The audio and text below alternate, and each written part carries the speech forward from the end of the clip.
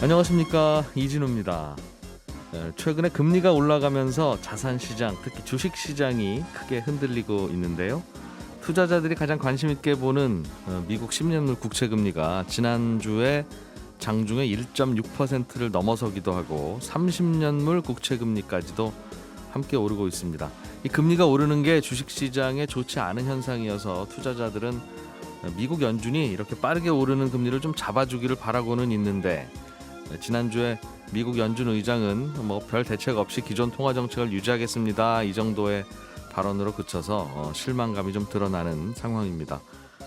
거기에다가 이번 주에는 1조 9천억 달러 규모의 미국의 경기 부양책이 미국 하원을 통과할 가능성이 있어서 또 이게 조만간 돈이 많이 풀리겠구나 하는 그런 걱정을 또 가져올 수 있겠지요. 돈이 많이 풀리기 위해서는 미국 정부가 국채를 많이 또 찍어야 되니까 금리가 또 오르지 않는가 하는 걱정인데, 이런 돈 풀기와 최근의 금리 상승이 전 세계 주식시장에는 어떤 영향을 줄지 오늘은 세계 경제와 자산시장 돌아가는 얘기를 좀 인터뷰 시간에 풀어보겠습니다.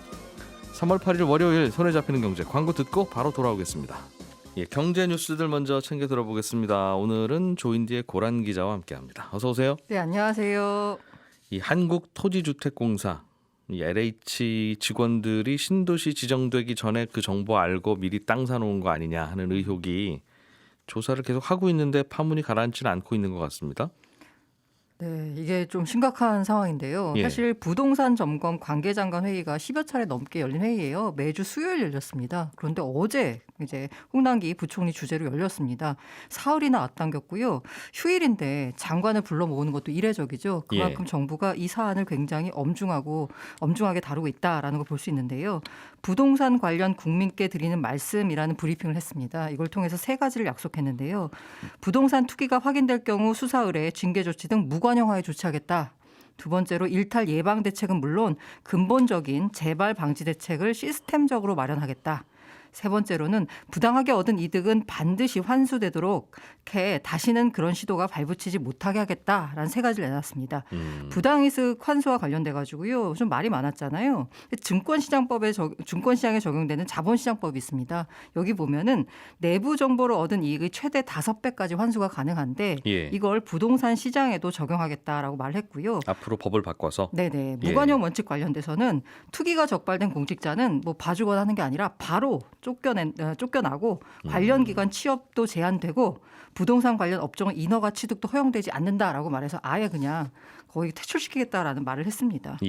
그러면서요, 그 토지개발, 주택 업무 관련 부처나 기관의 해당 직원들은 원칙적으로 일정한 범위에서 토지 거래를 제한하고 불가피한 토지 거래의 경우에는 신고토록 하겠다라고 했습니다.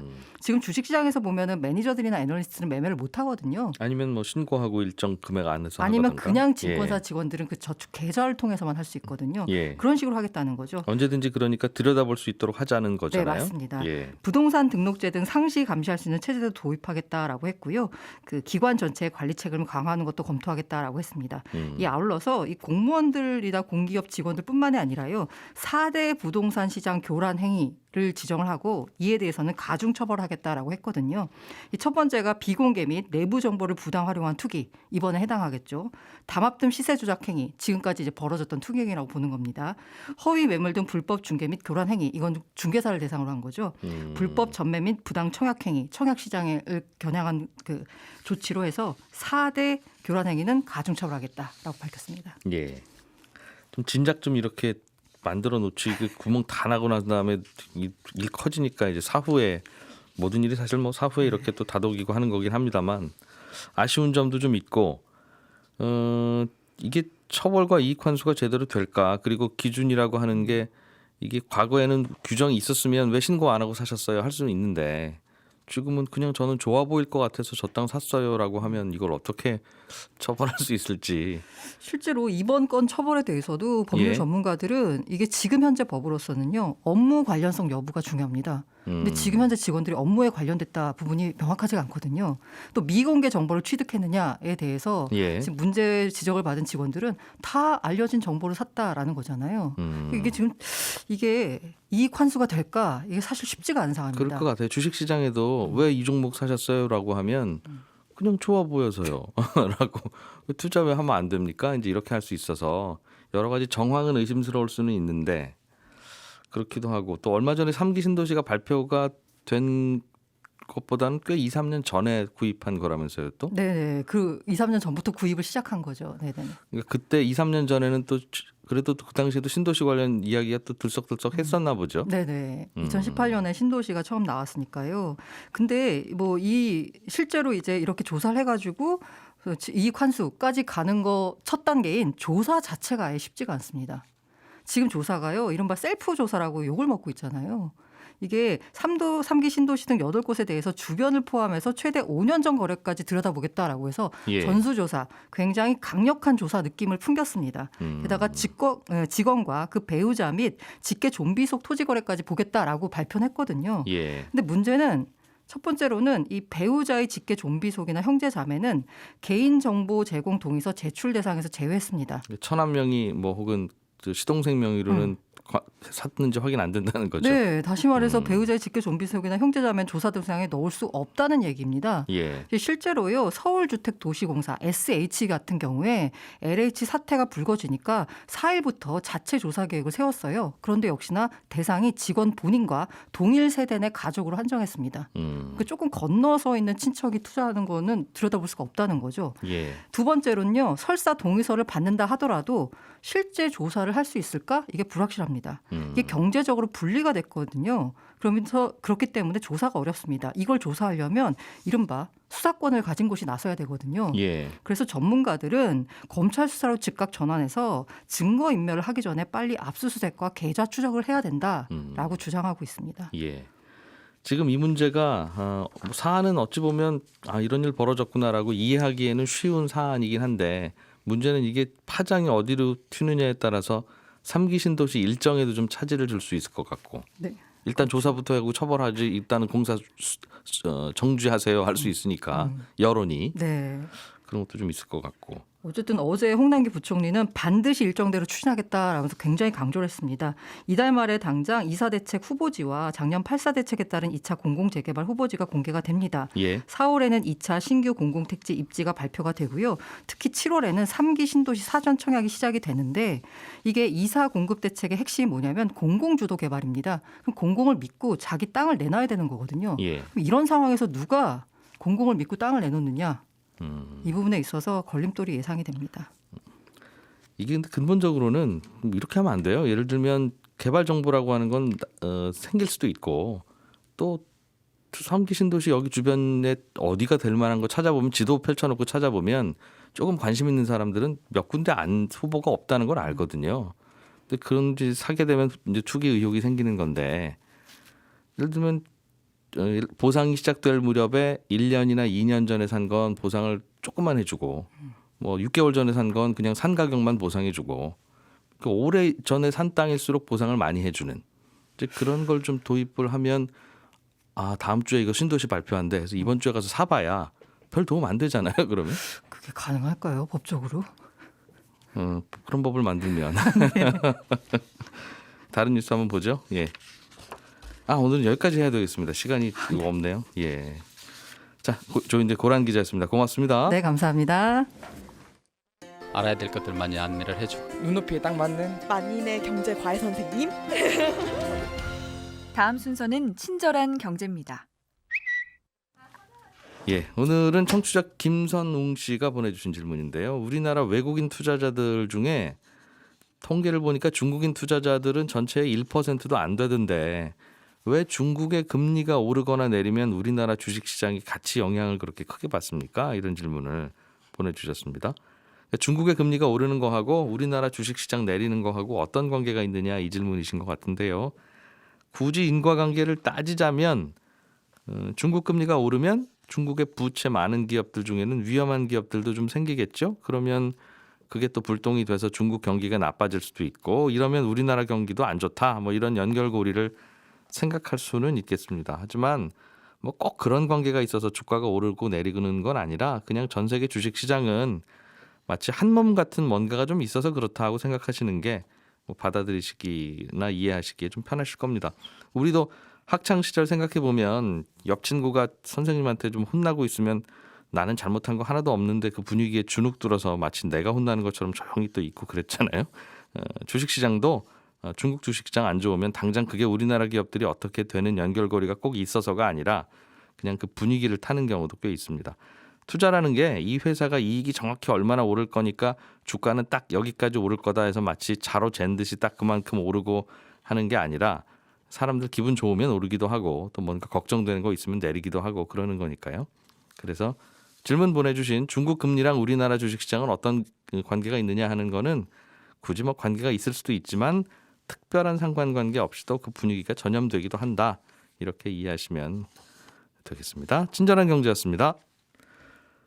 경제학 교과서에서는 경기가 좋아지면 금리가 오릅니다. 금리가 오르는 건 경기가 좋아진다는 신호입니다. 이렇게 설명을 하고 있는데 요즘은 그런 현상이 나타나니까 또 오히려 주식시장은 흔들리고 투자자들은 불안해하는 다소 좀 역설적인 상황이 펼쳐지고 있습니다. 오늘은 신영증권의 김학균 리서치센터장을 전화로 연결해서 왜 이런 일이 벌어지는지 앞으로 또 이 금리가 주가에는 어떤 영향을 줄지 등등 그런 공부를 좀 같이 해보죠. 센터장님. 네, 안녕하십니까? 예. 이게 지금 시장에서는 국채금리, 미국의 10년물 국채금리로 상징되는 장기금리가 계속 올라가는 게 걱정이다 그 말인 거죠? 그렇습니다. 그게 무슨 연결고리가 있어서 그래요? 주가하고는? 일단 뭐 경기가 좋아서 금리가 올라가는 건 맞거든요. 예. 금리라는 거는 어떻게 보면 그 돈의 가치입니다. 우리가 은행에 예금하면 받는 이자가 곧 금리 아닙니까? 네. 그러니까 경기가 좋으면 돈에 대한 수요가 많아지게 됩니다. 가게는 소비를 늘리고 또 기업은 투자를 늘리면서 이제 돈에 대한 수요가 많아지니까 경기가 좋을 때 금리가 올라가는 게 이제 일반적으로 나타나는 현상인데요. 사실 뭐 주식시장이라고 하는 거는 경기가 좋은 건 호재인데 작년에 그렇게 경기가 안 좋고 경기에 대한 불확실성이 큼에도 불구하고 주가가 많이 올랐던 거는 예. 한편으로는 중앙은행이 돈을 많이 풀어서 금리가 너무 낮으니까 자산 가격이 모두 올라간 측면이 있거든요. 그래서 통상 이제 경기가 좋아질 때 금리가 올라가는 그 과정에서 금리 바닥에서부터 일정 부분까지는 주가와 금리가 같이 올라갑니다. 예. 이번의 경우에도 미국의 10년물 금리가 가장 낮았던 게 작년에 0.5%였거든요. 0.5%에서 10년물 금리가 뭐 한 1.2% 정도까지 올라가는 과정에서는 뭐 금리가 올랐지만 주가도 같이 올랐거든요. 예. 투자자들이 경기가 좋아지는 거다라고 이제 해석을 했었는데 금리가 일정 부분 임계치 이상으로 가게 되면은 경기가 좋아진다라고 하는 호재보다 금리가 높아졌다라고 하는 부담이 주식을 비롯한 자산시장 쪽에 이제 영향을 주는데요. 지금은 뭐 조금 이제 주식시장이 부담을 느끼는 수준까지 금리가 올라왔기 때문에 주가가 이렇게 반응을 하는 것 같습니다. 예. 금리가 좀 빠르게 올라가서 더 걱정스러운 모양이에요. 주식시장에서는. 그런 면도 있습니다. 예. 지금 금리가 한 1.5% 정도 넘어섰는데요. 어느 정도 금리가 되어야 주가가 부담을 받는가, 이거는 사실 뭐 딱 맞아떨어지는 인과관계가 있는 건 아닙니다만은 대략 미국의 10년물 기준으로 한 1.5% 정도가 되면 일단 주식시장 입장에서는 조금 부담스럽게 여겨질 수 있는 레벨이라고 생각이 드는데요. 요즘 그 레벨이네요. 그렇습니다. 뭐 그 이유가 작년에 코로나 팬데믹 이후로 미국의 중앙은행이 돈을 아주 많이 풀었는데 중앙은행이 돈 풀기 전에 10년짜리 금리 레벨이 1.5%입니다. 그러니까 코로나 이전의 세상으로 금리가 회복이 됐다라고 하는 게 투자자들이 조금 이제 민감하게 이제 코로나 이후에 나타났던 장기 금리의 그 저금리 영역에서는 예. 벗어났다라고 생각할 수 있는 여지가 있고요. 또 두 번째는 미국을 대표하는 S&P 500 기업들을 들고 있을 때 배당으로 받을 수 있는 배당 수익률이 한 1.5% 정도 되거든요. 예. 근데 지금 이제 금리가 그 수준을 넘어섰기 때문에 이게 뭐 기계적인 인과관계에 있는 건 아닙니다만은 뭐 이 정도가 되면 주식시장이 또 부담을 가질 수 있는 레벨이고 올라가면 올라갈수록 경기가 좋아진다는 쪽보다는 금리가 높아진다는 데에 대해서 주식시장이 악재로 해석할 여지가 있는 게 아닌가 싶습니다. 그렇게요. 다시 이제 코로나 이전 수준으로 되돌아갔을 뿐인데 네. 주식시장 입장에서는 좋았던 시절 다 갔다 이렇게 생각하는 모양이에요. 마치 방학 끝날 무렵 되면 막 마음 그렇죠. 우울해지고 하는 것처럼. 주식은 뭐 코로나 이전 수준보다 한 30-40% 정도 높아지다 보니까 예. 뭐 그렇게 뭐 해석할 수도 알겠습니다. 있는 거죠.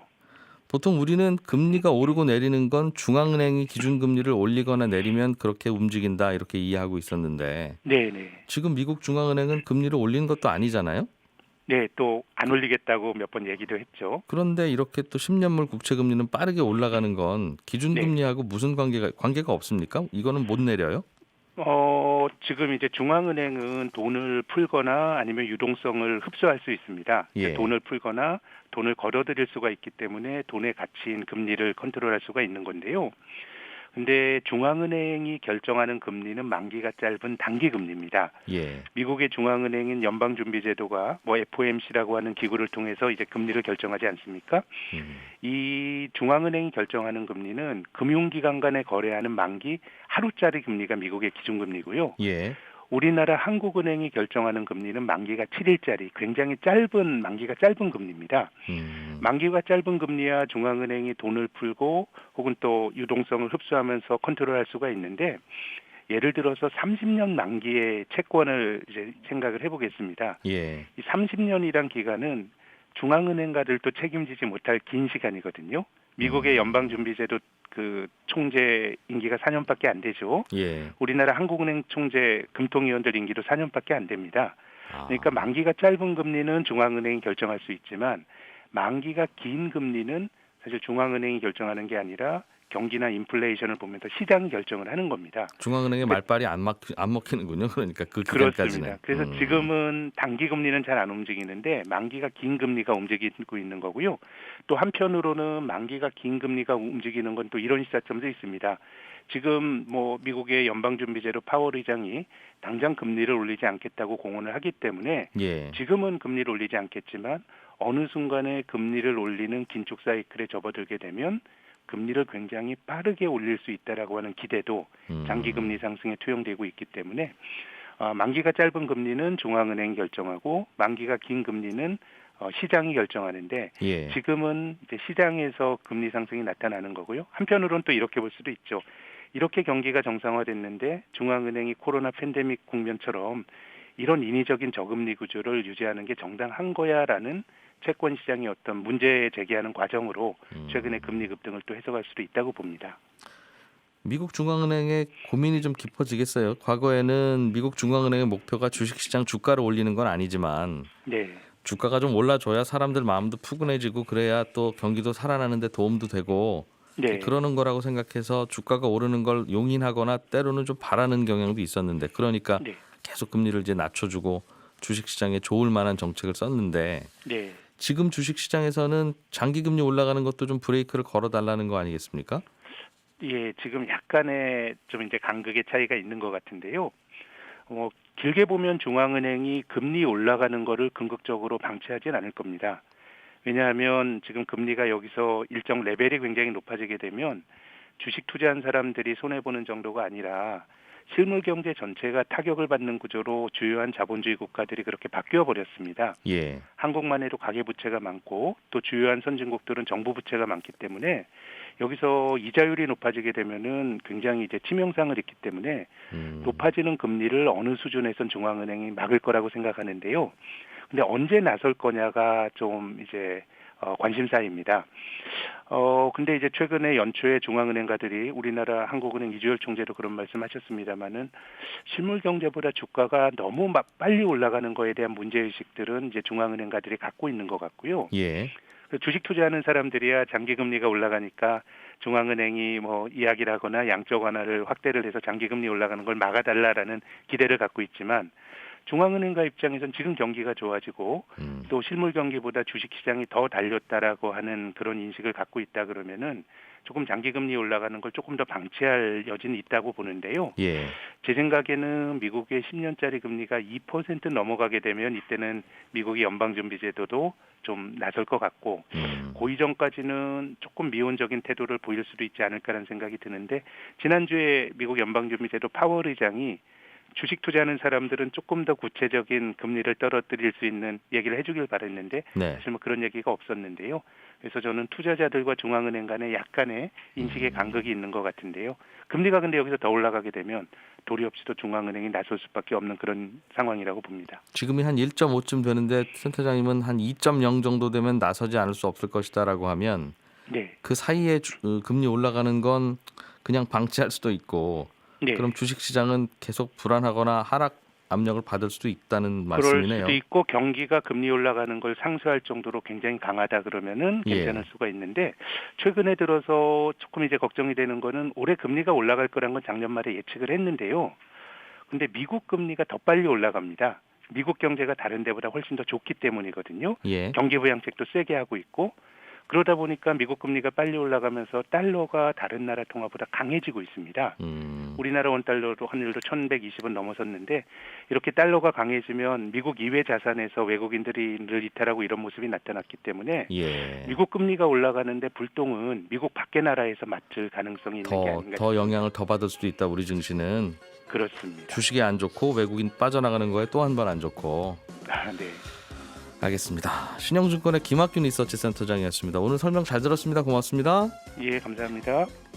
예, 손에 잡히는 경제는 여기서 마무리하고요. 저는 또 내일 아침 8시 30분에 오겠습니다. 이진우였습니다.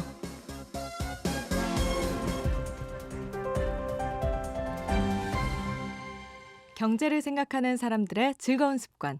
이진우의 손에 잡히는 경제.